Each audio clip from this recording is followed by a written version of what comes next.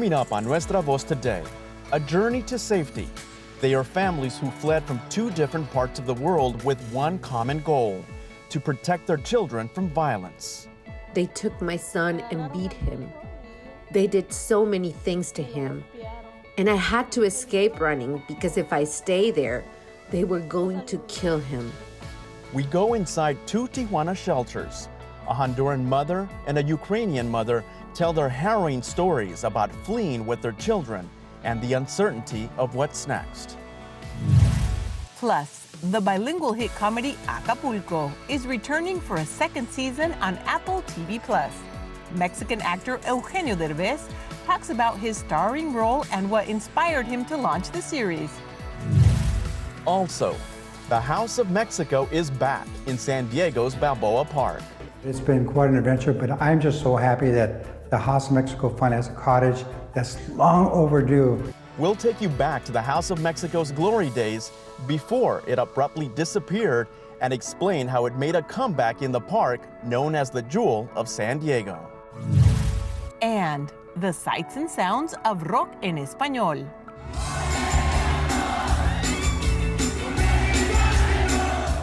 The legendary Mexican rock band Maná turns the Forum in Inglewood into their home away from home.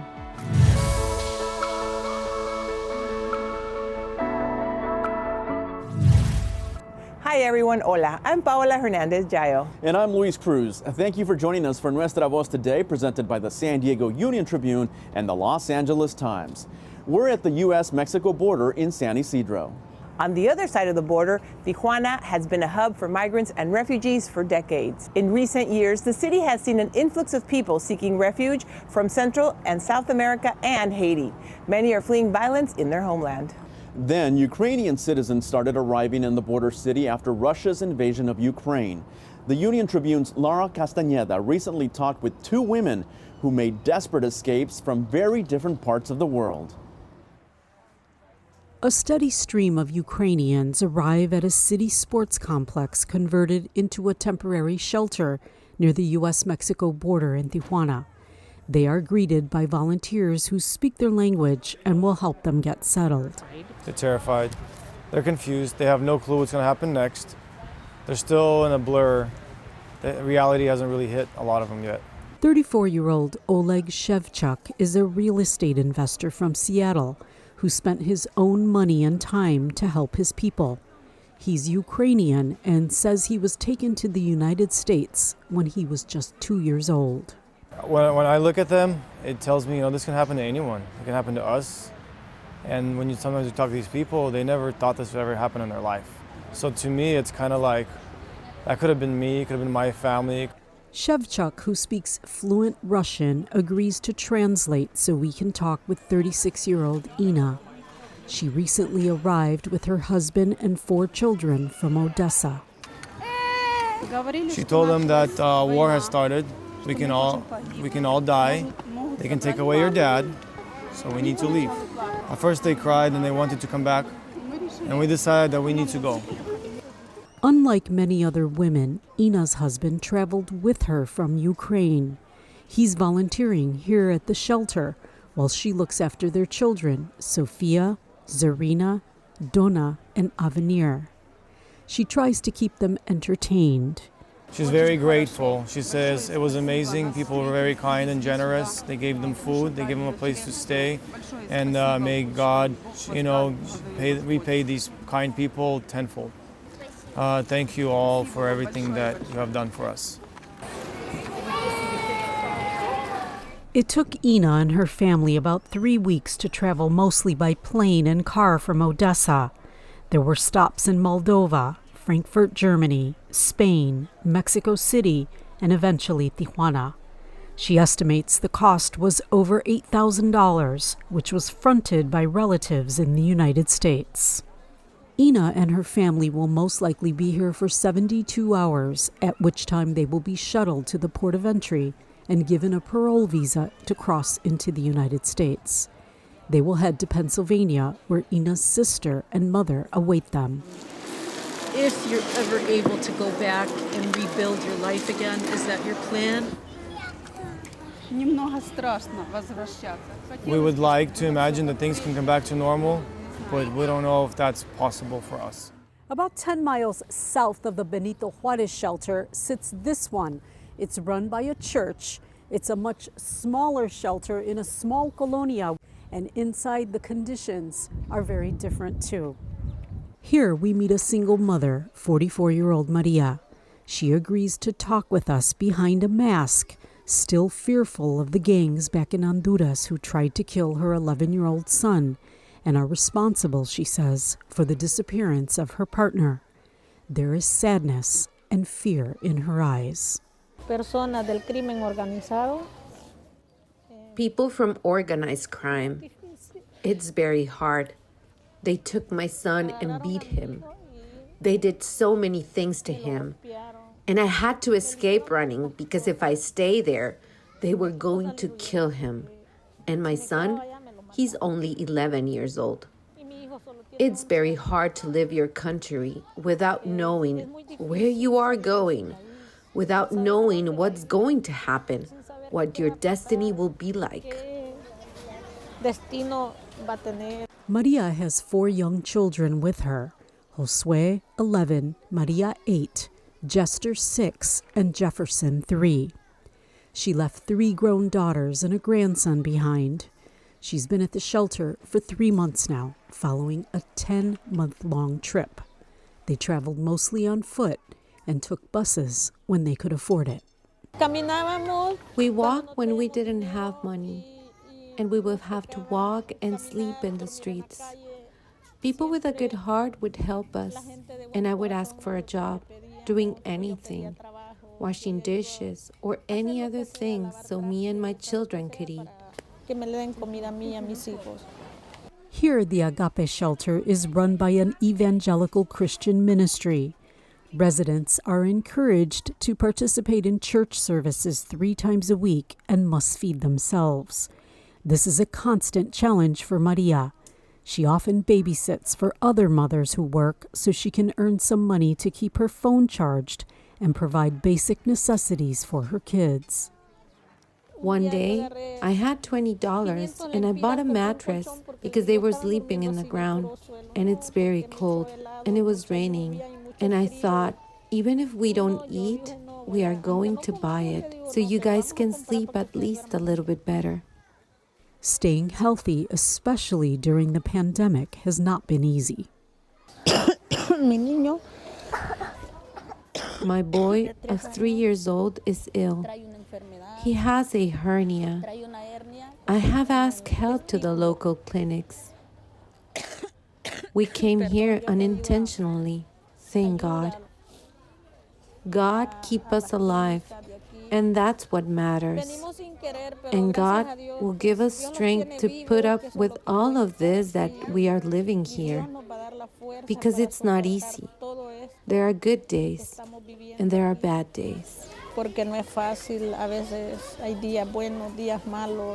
As for what's next, Maria plans to make her way to the border and pray for the opportunity to present her asylum case. I had to leave my country, even if I didn't want to, because of my life and my children's life, hoping they can help us, that God touches their heart, that God touches the government and immigration's heart, and that they help us, that they do it for our families, because they are kids, and they suffer a lot because of the situation we are living. If people from Ukraine get the opportunity to go in, they should also think about us. We are also human, and we are people in need.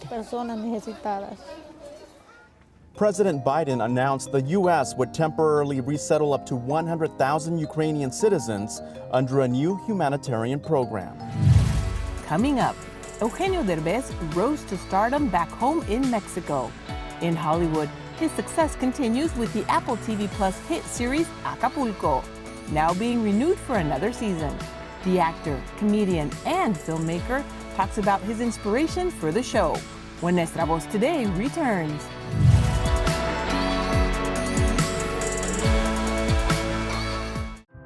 The San Diego Union-Tribune is San Diego's largest and most experienced news organization, winner of 4 Pulitzer Prizes and 33 regional Emmys. We deliver the news with depth, authority, and over 150 years of local knowledge. Our journalists speak truth to power. The Union-Tribune serves everyone who cares about our community.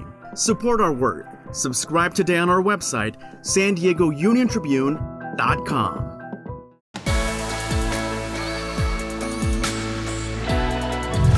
Welcome back to Nuestra Voz Today.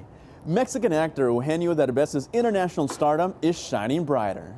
Apple TV Plus is renewing Derbez's bilingual hit comedy Acapulco for a second season. Sergio Burstein from Los Angeles Times en Español spoke to Derbez about his starring role in season 1. Acapulco es una serie cómica en la que actúas, además eres el productor ejecutivo y es una serie que es muy bilingüe, muy multicultural. Háblame un poco de cómo te involucraste en este proyecto y lo que significa para ti el hecho de que sea bilingüe y multicultural, por favor.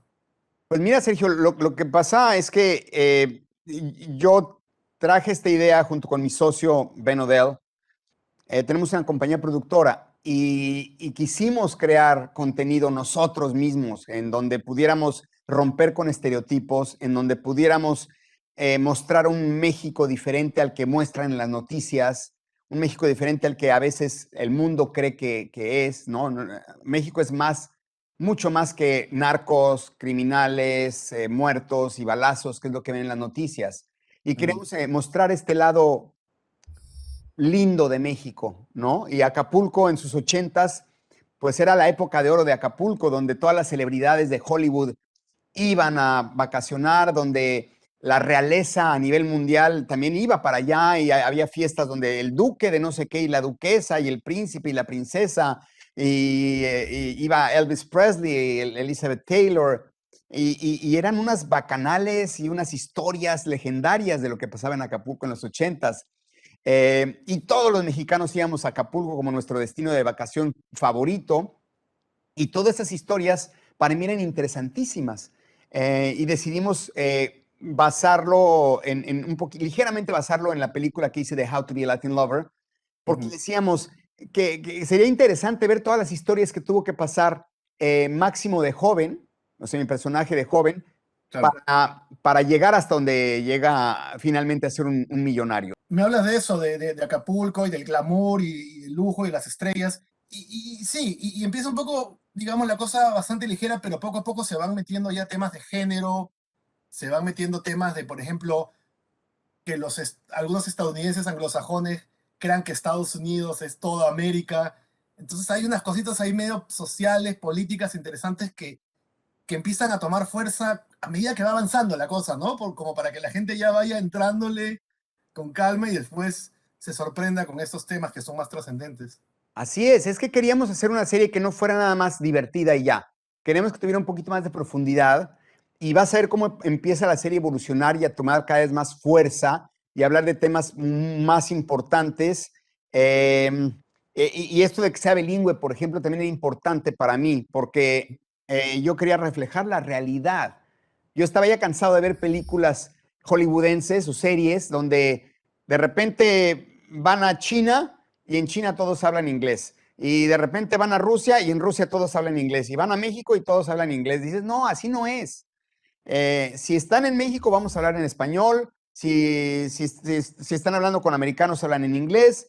Pero que haya este mundo bilingüe que ves aquí mismo en Estados Unidos. Tú entras a una cocina de un restaurante y los cocineros están hablando en español, o los janitors, o, ¿sabes? La gente habla en español y en inglés. Es un mundo totalmente bilingüe. Y bueno, tú interpretas a Máximo, este personaje del que ya hablaste, en su etapa adulta, un millonario que vive en Malibu.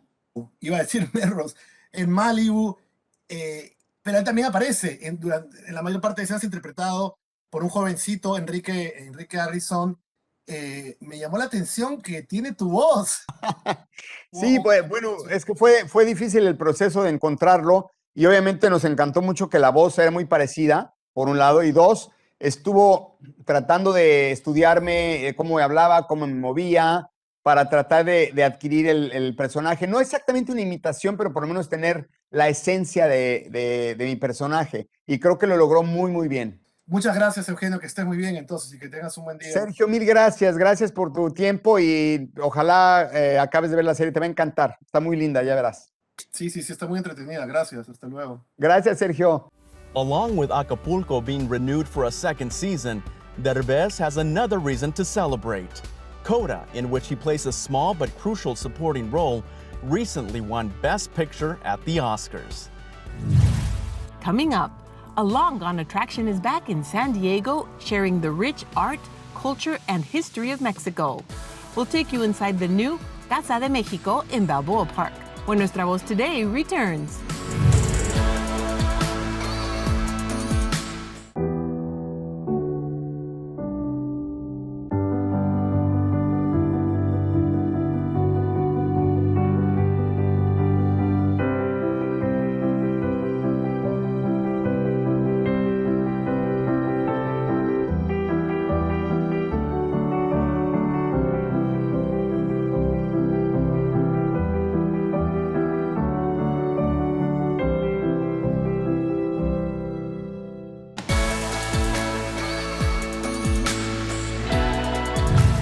Bienvenidos de regreso. Welcome back to Nuestra Voz Today.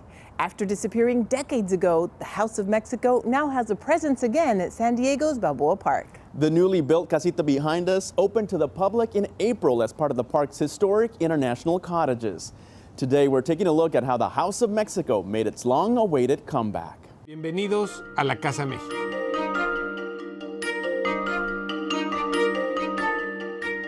I think it's so important to have a House of Mexico in Balboa Park because Balboa Park is the jewel of San Diego. The House of Mexico is a member of the House of Pacific Relations. The House of Pacific Relations is the umbrella organization. It's a nonprofit community organization in Balboa Park that really tries to advance the cooperation and goodwill among the different nations and cultures. House of Mexico was part of the original cottages, the international cottages, since 1935 here in Balboa Park. However, during World War II, the cottages were closed. And then after, when they reopened, for some reason, House of Mexico didn't have their own cottage anymore. The House of Mexico disappeared, and there were efforts to revive it, but we weren't successful until around 2004 when we became an associate member of the House of Pacific Relations. Then we had to go through the fundraising mode, and that was very challenging because trying to raise $250,000, which is what we thought we needed back then. Of course, the cost of material and labor kept going up every year. 2009, in fact, which was really the actual start of the planning process, which basically meant that before you could even start construction or do the design, is you had to get permission from the city to amend the Balboa Park master plan to allow for the construction of additional cottages in this area. So in June of 2019, we finally started construction. And then we ran into all kinds of challenges because there were unforeseen conditions in the park.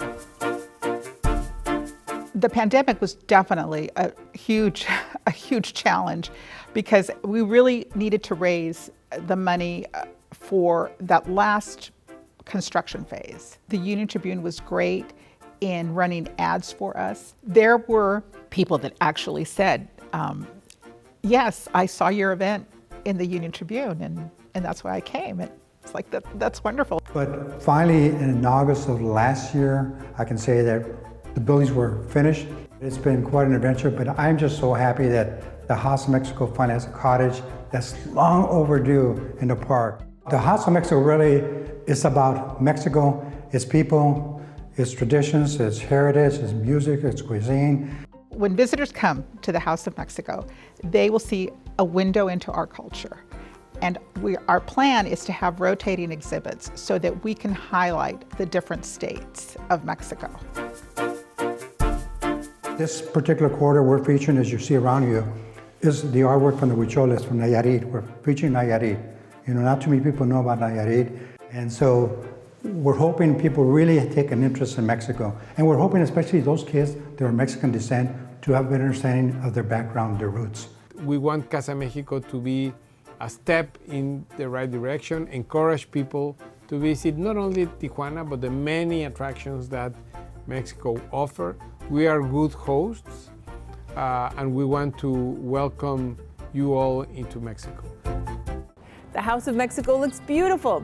It's open every Saturday and Sunday from 11 a.m. to 4 p.m. except on Christmas. Admission is free. And mark your calendars. On June 5th from 12 to 4 p.m., the House of Mexico is holding a grand opening celebration complete with mariachi, ballet folclórico, food, and aguas frescas. That does it for this edition of Nuestra Voz Today. Gracias por su sintonía. Thank you for watching. We leave you with the first Spanish-language rock band to receive a star on the Hollywood Walk of Fame. Now, Maná is doing a musical residency at the Forum in Inglewood. Take a look at one of their recent concerts, courtesy of LA Times en Español.